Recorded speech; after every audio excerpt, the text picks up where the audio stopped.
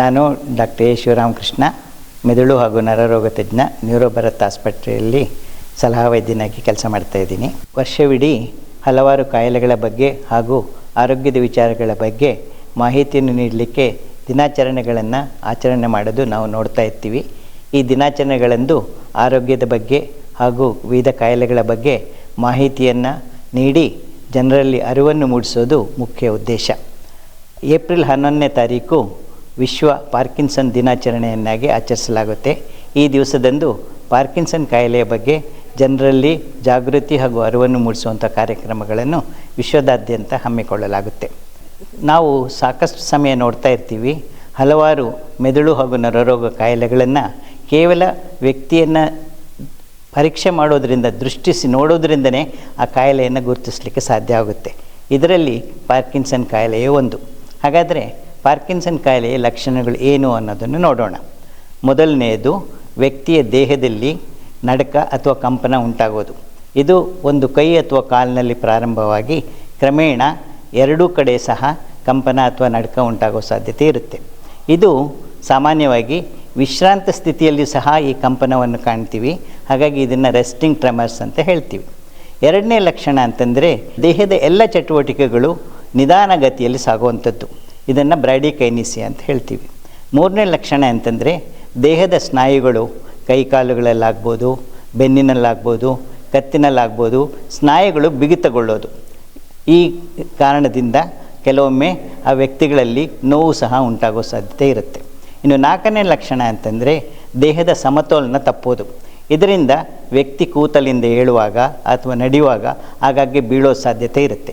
ಈ 4 ಲಕ್ಷಣಗಳು ಮುಖ್ಯವಾಗಿ ದೇಹದಲ್ಲಿ ಕಂಪನ ಉಂಟಾಗುವುದು, ಎಲ್ಲ ಚಟುವಟಿಕೆಗಳು ನಿಧಾನ ಆಗುವುದು, ಸ್ನಾಯುಗಳ ಸೆಳೆತ ಹಾಗೂ ಸಮತೋಲನದ ಅಭಾವದಿಂದ ಪಾರ್ಕಿನ್ಸನ್ನಿನ ಲಕ್ಷಣಗಳು ಕಾಣಿಸ್ತದೆ. Face is the index of mind ಅಂತ ಹೇಳ್ತೀವಿ. ಮುಖವನ್ನು ನೋಡಿದ ತಕ್ಷಣ ವ್ಯಕ್ತಿಯಲ್ಲಿಯ ಭಾವನೆಗಳನ್ನು ನಾವು ಗುರುತಿಸ್ಬೋದು. ಆದರೆ ಈ ಪಾರ್ಕಿನ್ಸನ್ ರೋಗಿಗಳಲ್ಲಿ ಸ್ನಾಯುವಿನ ಸೆಳೆತದಿಂದ ಹಾಗೂ ಎಲ್ಲ ಚಟುವಟಿಕೆಗಳು ನಿಧಾನ ಆಗೋದ್ರಿಂದ ಮುಖ ಭಾವರಹಿತವಾಗಿರುತ್ತೆ. ಹಾಗಾಗಿ ಇದನ್ನು ಮಾಸ್ಕ್ ಲೈಕ್ ಫೇಸಿಸ್ ಅಂತ ಹೇಳ್ತೀವಿ. ಇದಲ್ಲದೆ ಈ ಲಕ್ಷಣಗಳಿಂದ ಆ ವ್ಯಕ್ತಿ ಮಾತನಾಡೋದ್ರಲ್ಲಿ ಸಹ ತೊಂದರೆಯನ್ನು ಕಾಣಬಹುದು. ಮಾತಿನ ಉಚ್ಚಾರ ಸ್ಪಷ್ಟವಾಗಿರೋದಿಲ್ಲ ಹಾಗೂ ಸಾಮಾನ್ಯವಾಗಿ ಮಾತಿನ ಧ್ವನಿಯಲ್ಲಿರುವಂಥ ಏರಿಳಿತಗಳು ಇವರಲ್ಲಿ ಕಾಣೋದಿಲ್ಲ ಮತ್ತು ಧ್ವನಿ ಸಣ್ಣದಾಗಿರುತ್ತದೆ. ಇವೆಲ್ಲವೂ ಸಹ ಮಾತಿನಲ್ಲಿ ಪಾರ್ಕಿನ್ಸನ್ ರೋಗಿಗಳಲ್ಲಿ ಕಾಣುವಂಥ ಲಕ್ಷಣಗಳು. ಇದಲ್ಲದೆ ಅವರ ಬರವಣಿಗೆಯಲ್ಲಿ ಸಹ ತೊಂದರೆಗಳನ್ನು ಕಾಣಬಹುದು. ಅಕ್ಷರಗಳು ಸುಂದರವಾಗಿರುವುದಿಲ್ಲ ಹಾಗೂ ಅಕ್ಷರಗಳು ಸಣ್ಣದಾಗೋ ಸಾಧ್ಯತೆ ಇರುತ್ತೆ. ಇನ್ನು ವಿಶಿಷ್ಟವಾದ ಲಕ್ಷಣ ಅಂತಂದರೆ ಇವರ ನಡಿಗೆ. ಯಾವುದೇ ಪಾರ್ಕಿನ್ಸನ್ ವ್ಯಕ್ತಿ ನಡೆಯುವಾಗ ದೇಹ ಮುಂದಕ್ಕೆ ಬಾಗಿರುತ್ತೆ ಹಾಗೂ ಪುಟ್ಟ ಪುಟ್ಟ ಹೆಜ್ಜೆಗಳನ್ನ ಇಟ್ಟು ನಡೀತಾರೆ. ಹಾಗೆ ಕೈಯಿನಲ್ಲಿ ಸಾಮಾನ್ಯವಾಗಿ ನಾವು ಏನು ಸ್ವಿಂಗ್ ಕಾಣ್ತೀವೋ ಅದು ಇವರಲ್ಲಿ ಕಾಣಿಸೋದಿಲ್ಲ. ಹೀಗಾಗಿ ಈ ಎಲ್ಲ ಲಕ್ಷಣಗಳು ಒಳಗೂಡಿ ರೋಗಿಯ ಲಕ್ಷಣಗಳನ್ನು ನಾವು ಆ ವ್ಯಕ್ತಿ ನಮ್ಮ ಸಲಹಾ ಕೊಠಡಿಗೆ ಬರ್ತಾ ಇದ್ದಾಗಲೇ ಗುರುತಿಸಲಿಕ್ಕೆ ಸಾಧ್ಯ ಆಗುತ್ತೆ. ಪಾರ್ಕಿನ್ಸನ್ ಕಾಯಿಲೆ ಉಂಟಾಗೋದು ಮೆದುಳಿನ ದೋಷದಿಂದ. ಮೆದುಳಿನಲ್ಲಿ ಅನೇಕ ರಾಸಾಯನಿಕ ಕ್ರಿಯೆಗಳು ಉಂಟಾಗ್ತವೆ. ಇವುಗಳ ಸಮತೋಲನ ಏನಾದರೂ ಏರುಪೇರಾದಾಗ ಕಾಯಿಲೆ ಲಕ್ಷಣಗಳು ಕಾಣಿಸ್ತದೆ. ಮೆದುಳಿನಲ್ಲಿ ಡೋಪಮಿನ್ ಅನ್ನುವ ಒಂದು ಅಂಶ ಕಮ್ಮಿಯಾದಾಗ ಈ ಪಾರ್ಕಿನ್ಸನ್ ರೋಗದ ಲಕ್ಷಣಗಳು ಗೋಚರಿಸ್ತವೆ. ಸಾಮಾನ್ಯವಾಗಿ ಇದು ವಯಸ್ಸಾದವರಲ್ಲಿ ಕಾಣಿಸುವಂಥ ಕಾಯಿಲೆ. 50 ವರ್ಷ ಮೇಲ್ಪಟ್ಟ ವ್ಯಕ್ತಿಗಳಲ್ಲಿ ಈ ರೋಗದ ಲಕ್ಷಣಗಳು, ಈ ರೋಗ ಕಾಣಿಸುವ ಸಾಧ್ಯತೆ ಹೆಚ್ಚಾಗಿರುತ್ತೆ. ಆದರೆ ಕೆಲವೊಮ್ಮೆ ಚಿಕ್ಕ ವಯಸ್ಸಿನಲ್ಲಿ ಸಹ ಈ ಪಾರ್ಕಿನ್ಸನ್ ರೋಗದ ಲಕ್ಷಣಗಳು ಕಾಣಬಹುದು. ಅಂಥವರಲ್ಲಿ ಮೆದುಳಿನಲ್ಲಿರುವ ಬೇರೆ ಕಾಯಿಲೆಗಳ ಕಾರಣಗಳನ್ನು ನಾವು ಗುರುತಿಸಬೇಕಾಗತ್ತೆ. ಮಕ್ಕಳಲ್ಲಿ ಬರುವಂತಹ ಮೆದುಳು ಜ್ವರದ ಪರಿಣಾಮವಾಗಿ ಆ ನಂತರ ಪಾರ್ಕಿನ್ಸನ್ನಿನ ಲಕ್ಷಣಗಳು ಕಾಣಬಹುದು. ಕೆಲವೊಮ್ಮೆ ದೀರ್ಘಕಾಲಿಕವಾಗಿ ಔಷಧಗಳನ್ನು ಸೇವನೆ ಮಾಡೋದರಿಂದ ಸಹ ಪಾರ್ಕಿನ್ಸನ್ನಿನ ಲಕ್ಷಣಗಳು ಕಾಣಿಸಬಹುದು. ಮೆದುಳಿನಲ್ಲಿ ಮ್ಯಾಂಗನೀಸ್, ಕಾಪರ್ ನಂತಹ ಖನಿಜಗಳ ಸೇಕರಣೆ ಆಗೋದರಿಂದ ಪಾರ್ಕಿನ್ಸನ್ ಕಾಯಿಲೆ ಕಾಣಿಸೋ ಸಾಧ್ಯತೆಗಳು ಇರ್ತದೆ.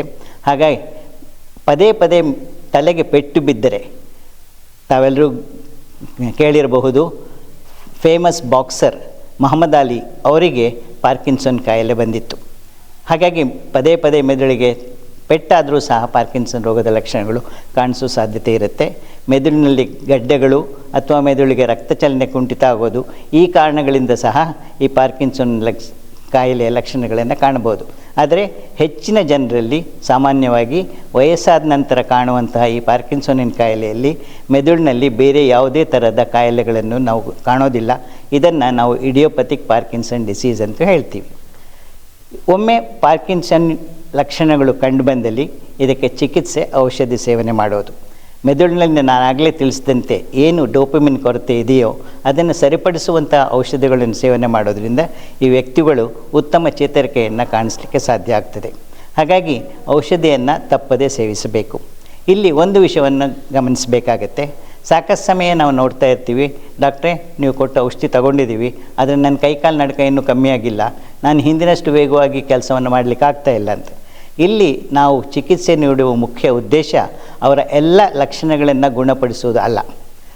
ಅವರು ಸ್ವತಂತ್ರವಾಗಿ ತಮ್ಮ ಜೀವನವನ್ನು ಮಾಡಬೇಕು ಅನ್ನೋದೇ ನಮ್ಮ ಚಿಕಿತ್ಸೆಯ ಮುಖ್ಯ ಗುರಿ. ಹಾಗಾಗಿ ಔಷಧಿಯನ್ನು ನಾವು ಯಾವ ಪ್ರಮಾಣದಲ್ಲಿ ನೀಡ್ತೀವಿ ಅಂದರೆ ಅವರು ತಮ್ಮ ದೈನಂದಿನ ಜೀವಿತವನ್ನು, ದೈನಂದಿನ ಕೆಲಸಗಳನ್ನು ಸ್ವತಂತ್ರವಾಗಿ ಇನ್ನೊಬ್ಬರ ಮೇಲೆ ಅವಲಂಬಿತರಾಗದೆ ಮಾಡುವಂತೆ ಮಾಡಲಿಕ್ಕೆ ಎಷ್ಟು ಬೇಕೋ ಆ ಪ್ರಮಾಣದಲ್ಲಿ ಔಷಧವನ್ನು ನೀಡ್ತೀವಿ. ಇವರು ಔಷಧಿಗಳನ್ನು ಜೀವನ ಪರ್ಯಂತ ಸಹ ಉಪಯೋಗಿಸಬೇಕಾಗ್ತದೆ. ಇದು ಮುಖ್ಯವಾಗಿ ಗಮನಿಸಬೇಕಾದ ಅಂಶ. ಕಾಲಕ್ರಮೇಣ ವರ್ಷಗಳು ಉರುಳಿದಂತೆ ಕಾಯಿಲೆ ಪ್ರಮಾಣ ಕೆಲವೊಮ್ಮೆ ಜಾಸ್ತಿ ಆಗೋ ಸಾಧ್ಯತೆ ಇರುತ್ತೆ. ಔಷಧಿ ಅಷ್ಟು ಪರಿಣಾಮಗಳನ್ನು ತೋರಿಸದೆ ಹೋಗಬಹುದು, ಅಥವಾ ಕೆಲವೊಮ್ಮೆ ಔಷಧಿಗಳಿಂದ ಅಡ್ಡ ಪರಿಣಾಮಗಳು ಸಹ ಕಾಣಿಸೋ ಸಾಧ್ಯತೆ ಇರುತ್ತೆ. ಇಂಥ ಸಂದರ್ಭದಲ್ಲಿ ಮೆದುಳಿನ ಶಸ್ತ್ರಚಿಕಿತ್ಸೆಯ ಮೂಲಕ ಅವರನ್ನು ಚೇತರಿಸಿಕೊಳ್ಳಲಿಕ್ಕೆ ಸಹಾಯ ಮಾಡಲಿಕ್ಕೆ ಆಗ್ತದೆ.